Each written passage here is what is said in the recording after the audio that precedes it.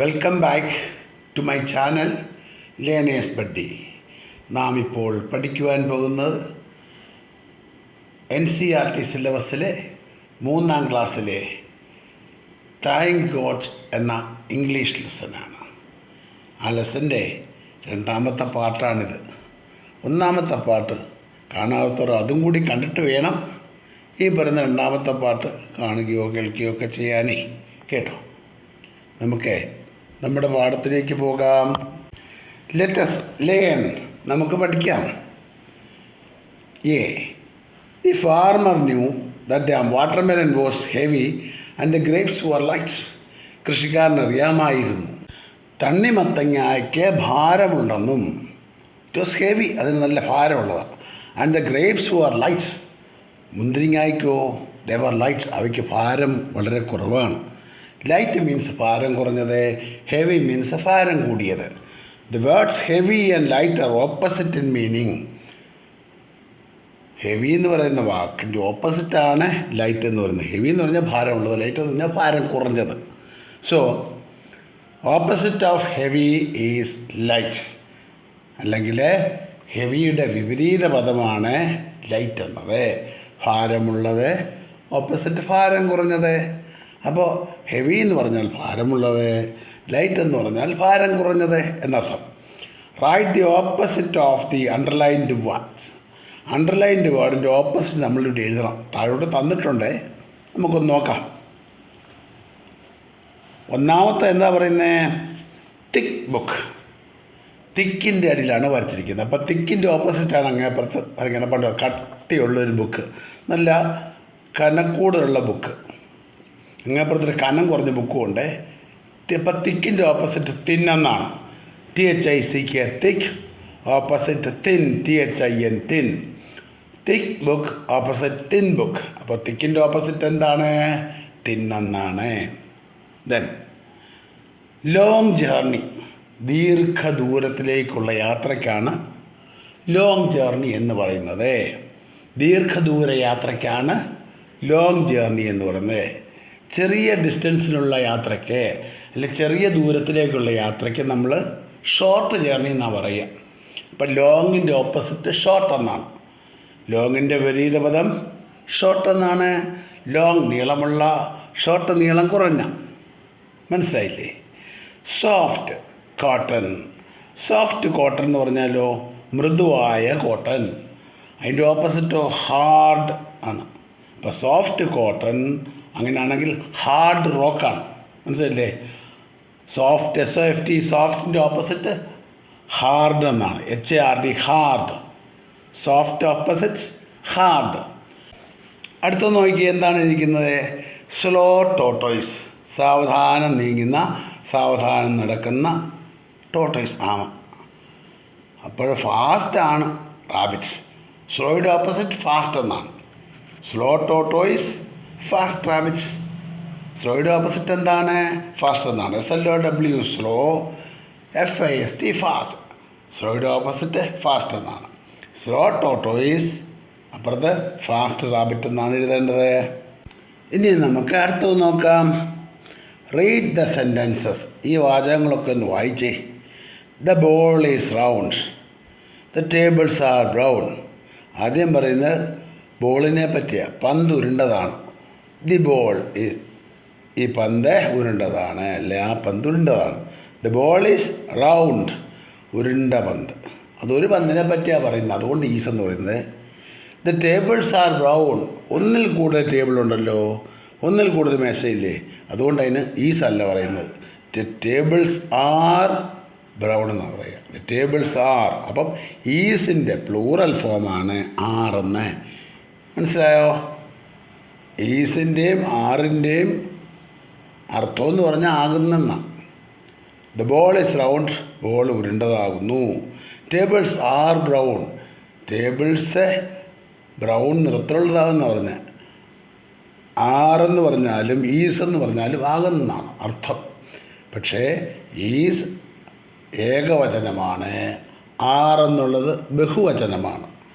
Is singular, are is plural.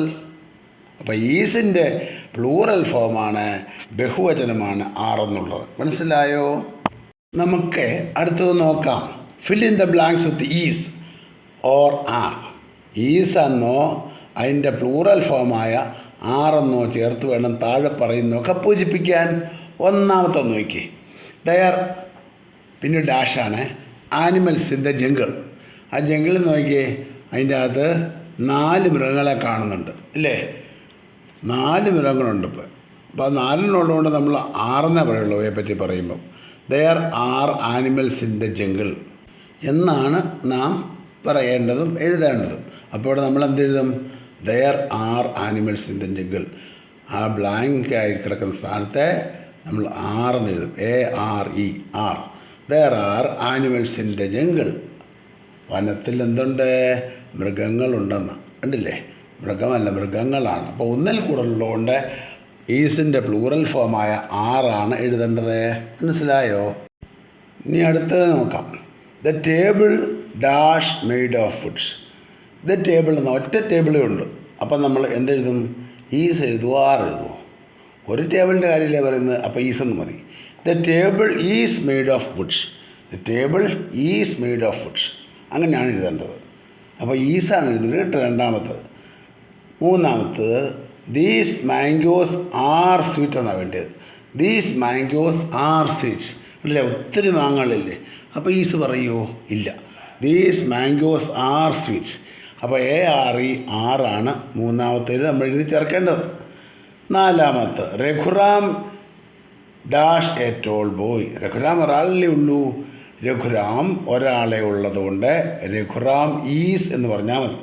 Raghuram is a tall boy. Raghuram പൊക്കമുള്ളൊരു ആൺകുട്ടിയാണ്. അടുത്തത്, the toys are on the shelf. Toy അല്ല, toys ആണ്. ഒന്നിൽ കൂടുതൽ കളിപ്പാട്ടങ്ങളുണ്ട്. അപ്പോൾ ഒന്നിൽ കൂടുതലുണ്ടെങ്കിൽ നമ്മൾ ആറെന്നേ പറയുള്ളൂ. Toys are on the shelf. കളിപ്പാട്ടങ്ങളെല്ലാം ഇവിടെയാ ഷെൽഫിലാണ്. അപ്പോൾ അവിടെ ആറെന്ന് എഴുതുന്നത്. ARE are. The book on the table. The book dash on the table. The book പിന്നെ ഡാഷാണ്. On the table. The book is on the table. ഒരു ബുക്കല്ലേ ഉള്ളൂ, അതുകൊണ്ട് ഈസേ ചേർക്കുള്ളൂ. സോ അങ്ങനെ എഴുതണ്ടേ?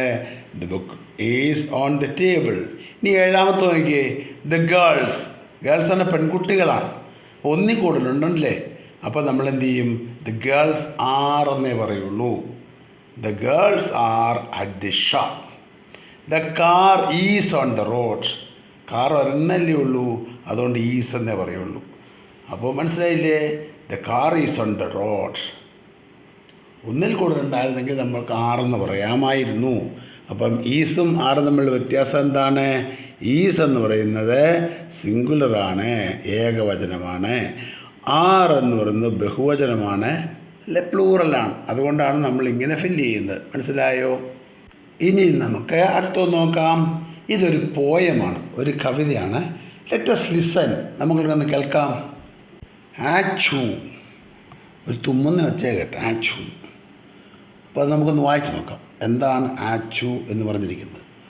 Once A mighty elephant. ഒരിക്കൽ ശക്തിമാനായ ഒരു എലിഫൻറ്റ്. മൈറ്റി മീൻസ് പവർഫുൾ, ശക്തനായ ഒരു ആന. മൈറ്റി എന്ന് പറഞ്ഞാൽ എന്താ അർത്ഥം? മൈറ്റിയുടെ അർത്ഥം പവർഫുൾ എന്ന, ശക്തനായ ആന. അപ്പോൾ മൈറ്റി എലിഫൻറ്റ് മീൻസ് ശക്തനായ ഒരു ആന. അതിനെന്ത് പറ്റി? Got A mighty called. അതൊരു വലിയ ജലദോഷം പിടിച്ചു. കോൾഡ് മീൻസ് ജലദോഷം. ആനയ്ക്ക് ജലദോഷം പിടിച്ചു. It went to buy a handkerchief. അതിൽ തൂവാല വാങ്ങിക്കാൻ പോയി. തുമ്മുമ്പോൾ മൂക്കി പൊത്തി പിടിക്കാനായിട്ടാണ്. അപ്പോൾ അതിന് വേണ്ടിയിട്ട് എന്ത് ചെയ്തു? ഒരു ഹാൻഡ്കർച്ചീഫ് മേടിക്കാൻ പോയി. ഹാൻഡ്കർച്ചീഫ് എന്താണ്? ഒരു കൈലേസ്. It went to buy a handkerchief where handkerchief were sold. എവിടെയാണോ കൈലേസൊക്കെ വിൽക്കുന്നത്, അല്ലെങ്കിൽ എവിടെയാണോ തൂവാല വിൽക്കുന്നത്, അങ്ങോട്ടേക്ക് പോയി. മനസ്സിലായില്ലേ? Where handkerchiefs were sold.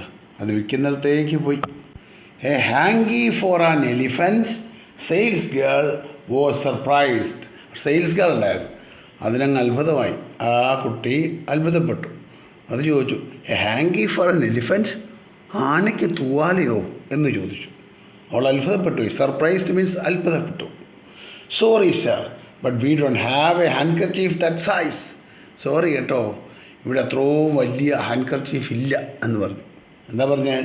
Sorry sir, but we don't have A hand kerchief that size. അത്ര വലിയ ഹാൻഡ് കർച്ചീഫ് ഞങ്ങളുടെ കയ്യിലില്ല, ആനയ്ക്ക് പറ്റിയ ഹാൻഡ് കർച്ചീഫ് ഞങ്ങളുടെ കയ്യിലില്ല എന്ന് പറഞ്ഞു.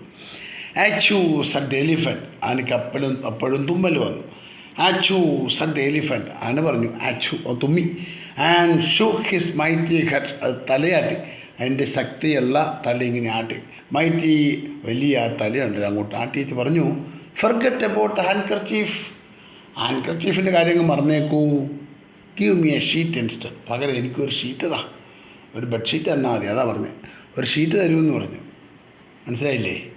ഹാൻഡ് കർച്ചീഫ് ആനയ്ക്ക് പറ്റുകയല്ല, അതിന് വലിയൊരു ബെഡ്ഷീറ്റ് ഉണ്ടെങ്കിലേ അതിൻ്റെ വലിപ്പത്തിന് അതാവുകയുള്ളൂ. അതുകൊണ്ടാണ് കുഞ്ഞ് ഹാൻഡ് കർച്ചീഫിന് പകരം ആനയ്ക്ക് പറ്റിയത് വലിയൊരു ബെഡ്ഷീറ്റാണ്. അതാണ് ചോദിച്ചത്. ലെറ്റ് us സ്പീക്ക്, നമുക്ക് സംസാരിക്കാം. Imagine you are visiting the big elephant, ആ വലിയ ആന നിങ്ങൾ കാണാൻ പോകാമെന്ന് വെച്ചു. You know that the elephant has a cold, നിങ്ങൾക്കറിയാം ആ ആനയ്ക്ക് ജലദോഷമുണ്ട്. What food items will you take with you? കാണാൻ പോകുമ്പോൾ എന്ത് ഫുഡ് ഐറ്റംസ് ആയിരിക്കും നമ്മൾ കൊണ്ടുപോകുന്നത്? രോഗികളൊക്കെ കാണാൻ പോകുമ്പോൾ വീട്ടുകാരെന്തെങ്കിലും ഒക്കെ പൊതിഞ്ഞ് കെട്ടി കൊണ്ടുപോകുമല്ലേ, പഴവർഗ്ഗങ്ങളായിട്ടും എന്തെങ്കിലും ഫുഡൊക്കെ കൊണ്ടുപോകും. What food items will you take with U? എന്ത് ഫുഡ് ഐറ്റം കൊണ്ടുപോകും? സേ ദം അലൗഡ്, ഉറക്കെ പറയണേ. നോക്കിയേ, കുറേ പഴവർഗ്ഗങ്ങളുടെ പടം തന്നിട്ടുണ്ട്, അതൊക്കെ പറഞ്ഞാൽ മതി. ഒന്ന്, ഓറഞ്ചസ് ഉണ്ട് അല്ലേ, ഓറഞ്ചസ്. പിന്നെയോ വാട്ടർമെലൺ ഉണ്ട്, മാംഗോ ഉണ്ട്, ബനാന ഉണ്ട്, പ്ലം ആയിരിക്കണമുള്ളത്. അപ്പോൾ അതൊക്കെ കൊണ്ടുപോകാമെന്നാണ് പറയുന്നത്. അപ്പോൾ നിങ്ങളൊന്ന് ഉറക്കെ പറഞ്ഞ്, oranges, apples, watermelon, mango and പിന്നെന്തുണ്ട്, പ്ലം. അപ്പോൾ അത്തരം കാര്യങ്ങൾ നമുക്ക് പറയാം. പിന്നെയോ ലെറ്റ് us റൈറ്റ്, നമുക്ക് എഴുതാം. Chandu has written the steps for preparing a salad. ആരെഴുതിയത്? ചന്തു ഹാസ് റിട്ടൺ, ചന്തു എഴുതിയിട്ടുണ്ട്. He has written the steps for preparing a salad, ഒരു സലാഡ് ഉണ്ടാക്കാനുള്ള റെസിപ്പിക്ക് എഴുതിയിരിക്കുന്നത്. On a few slips of paper slip എഴുതി. ഹി മിക്സഡ് ദം അപ്പ്, അതിനെ കൂട്ടിക്കുഴച്ചു അല്ലേ, മിക്സ് ചെയ്തു. തിങ്ക് ഓഫ് പ്രോപ്പർ ഓർഡർ, അതിനെ പ്രോപ്പർ ഓർഡറിലാക്കണം. And write out in the space given below, താഴെ ആ സ്പേസിൽ അത് എഴുതണം. നോക്കി ഓരോന്നും എഴുതിയിട്ടുണ്ട്. Next type food in papaya cubes, അതൊരെണ്ണം പറഞ്ഞിട്ടുണ്ട്. പിന്നെ എന്നാ പറഞ്ഞിരിക്കുന്നത്? Mother cut some fruit for me. First I take some banana slices. Finally I use lemon on it and adding pinch of salt. Then I added some apple slices. Then I mixed them all. After that I add some grapes from the bunch. അതെല്ലാം order തെറ്റിച്ചാണ് പറഞ്ഞിരിക്കുന്നത്, ക്രമമായിട്ടല്ല. അപ്പം നമ്മളിതിനെ ക്രമമായിട്ട് order ചെയ്യണം. അപ്പോൾ എന്ത് പറയും? Mother cut some fruit for me. അമ്മ എനിക്ക് കുറേ ഫ്രൂട്ട്സൊക്കെ മുറിച്ച് തന്നു. Cuts fruit for me. അപ്പോൾ അതാണ് ഒന്നാമത് വേണ്ടിയത്. ഇനി രണ്ടാമത് എന്താ വേണ്ടിയെന്ന് നോക്കാം. 2, first I take some banana slices. അതിൽ നിന്ന് ആദ്യം കുറച്ച് ഏത്തപ്പഴം സ്ലൈസ് ചെയ്തെടുത്തു. മനസ്സിലല്ലേ? അത് രണ്ടാമത്. മൂന്നാമത്തതോ next I put in papaya cubes. പിന്നെ ഞാൻ പപ്പായ ക്യൂബ്സ് ഒക്കെ എടുത്തു. അപ്പം next I put in papaya cubes എന്നുള്ളത് മൂന്നാമത്തതാണ്. അടുത്തത് നാലാമത്തെ എന്താണ്? Then I add the apple slices. പിന്നെ ഞാൻ ആപ്പിളിൻ്റെ പീസസൊക്കെ മുറിച്ചതിട്ടു, ആപ്പിൾ സ്ലൈസ് ഇട്ടു. ഇനി അഞ്ചാമത്തേതോ after that I add some grapes from a bunch. ഒരു കുലയിൽ നിന്ന് കുറച്ച് മുന്തിരിങ്ങകളും അതിൻ്റെ അകത്തിട്ടു. ആറാമത്തതോ then I mix them all. പിന്നെ ഞാനതെല്ലാം മിക്സ് ചെയ്തു. മനസ്സിലായില്ലേ? അപ്പോൾ 6 കാര്യങ്ങൾ. ഇനി ഒന്നുകൂടി ഉണ്ട്. Finally I squeeze A lemon on it. അവസാനം ഞാനൊരു ചെറുനാരങ്ങ അതിൻ്റെ മുകളിൽ കൂടെ പിഴിഞ്ഞങ്ങ് ഒഴിച്ചു.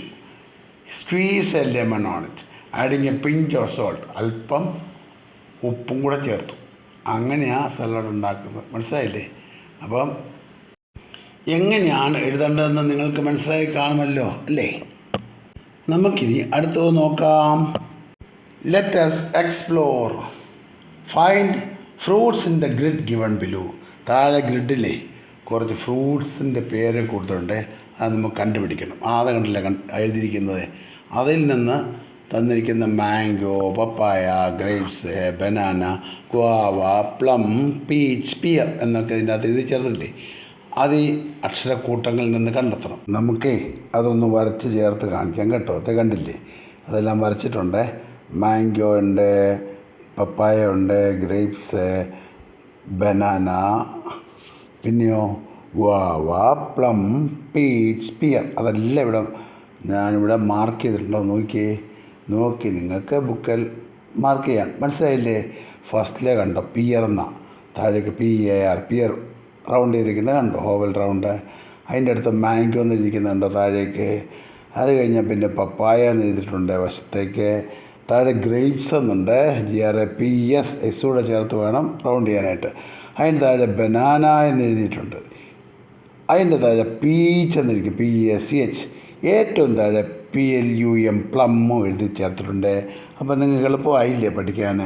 അപ്പോൾ അത് നിങ്ങളുടെ ബുക്കിൽ പെൻസിലുണ്ടൊന്ന് മാർക്ക് ചെയ്തേ കേട്ടോ. ഈ ക്ലാസ് നിങ്ങൾക്കിഷ്ടമായെങ്കിൽ നിങ്ങൾ ലൈക്ക് ചെയ്യുക, ഷെയർ ചെയ്യുക, സബ്സ്ക്രൈബ് ചെയ്യുക കേട്ടോ. ഈ ക്ലാസ്സേ നിങ്ങൾക്ക് ഇഷ്ടപ്പെട്ടെങ്കിൽ നിങ്ങൾ ലൈക്ക് ചെയ്യുക, ഷെയർ ചെയ്യുക, സബ്സ്ക്രൈബ് ചെയ്യുക.